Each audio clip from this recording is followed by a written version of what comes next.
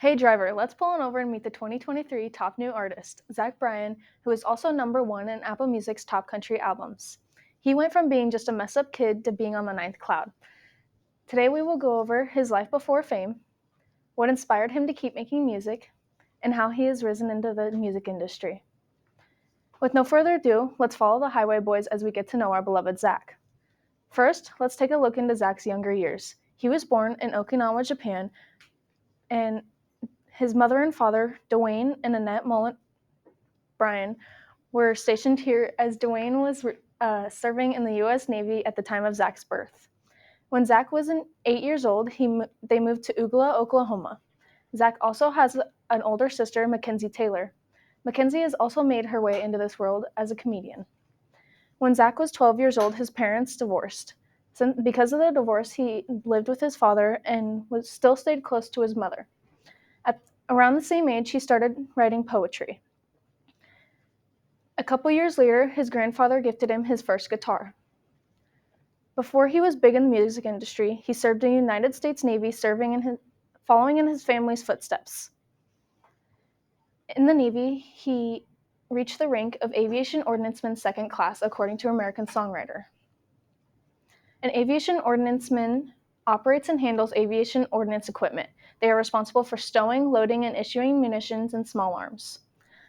While overseas or on base, he would write and play songs for his friends in the Navy.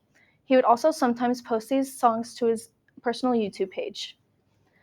This opened the gate for Zach's music career. Next, let's take a look at the good he's done. While in the Navy, he posted his song Heading South to his YouTube page. This song sort of blew up on YouTube and was his first big look into the world of music. A couple years later, he released his single, Something in the Orange. This song blew up on multiple social media platforms, including TikTok and Instagram.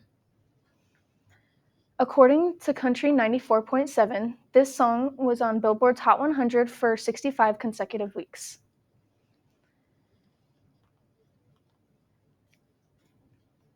A couple months later, he released his album, American Heartbreak.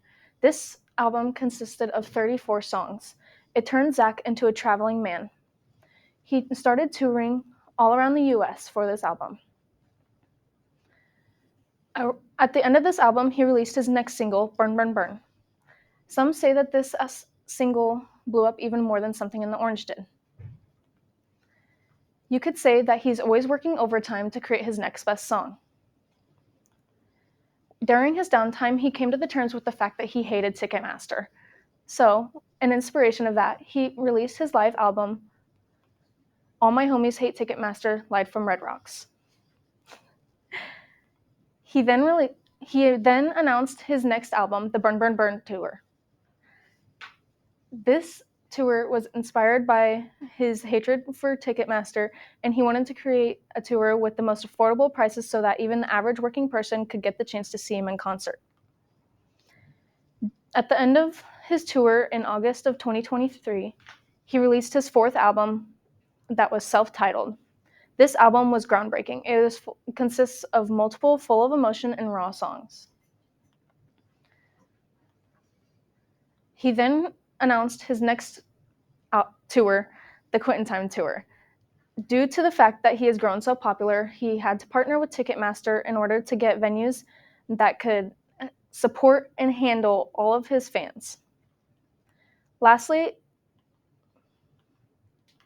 let's take a look into what has inspired this singer/songwriter.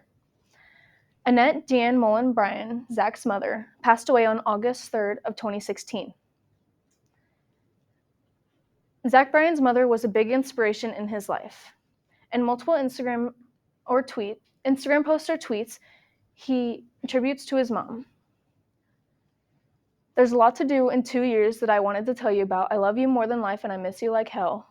Keep looking out, Mom. I'm doing it, Zach said. Zach Bryan released his first album in 2019. This album was named after his mom. The top songs of the album were Letting Someone Go, Godspeed, and Condemned. This album also includes his tribute to his mom, Sweet Diane. He plays this song at every concert, and out of respect, all of his fans light up the venue with flashlights. He also has another song dedicated to her, She's All Right. At the end of this song, he plays a voicemail from her. Some say that he only sings sad country, but in reality, he just puts out all his emotion and does his best to keep truth in songs. He sings a lot of different music for different types of situations. He has songs for maturing, missing someone, feeling sad, or even having the greatest day of your life. As we come to the encore, let's review the different aspects of Zach Bryan. We went over his life before fame, what has inspired him to keep making music, and how he has blown up in the music industry and is nowhere near quit in time. I hope you remember everything from this informative. Thank you.